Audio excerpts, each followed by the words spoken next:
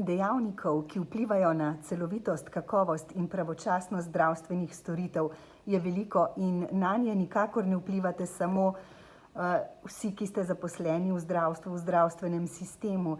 Zanima me, katerim od teh ste se danes posebej posvetili na seji koordinacije zdravniških organizacij.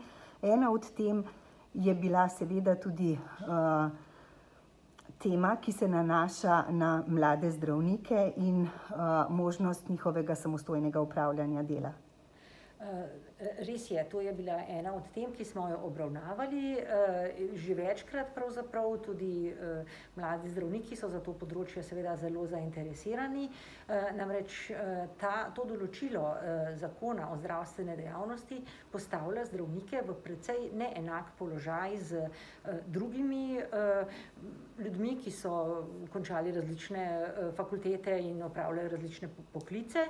Zdravniku še po specialističnem izpitu, to je kar nekaj let po koncu študija in po strokovnem izpitu, po tej zakonodaji ni dopuščeno samostojno opravljati zdravniške službe, kar je seveda zlasti ob pomanjkanju zdravnikov nesmiselno. Mislim, da je treba mlade zdravnike spodbuditi, da čim prej začnejo opravljati zdravniško službo na različne načine, saj je to tisto, kar prispeva v bistvu k obravnavi bolnikov v Sloveniji in s tem imamo že dalj časa težave s pomanjkanjem zdravnikov, tako da jih ne smemo odvračati, ampak jih moramo privabiti s tem, da jim izboljšamo pogoje in da jim to čim prej omogočimo.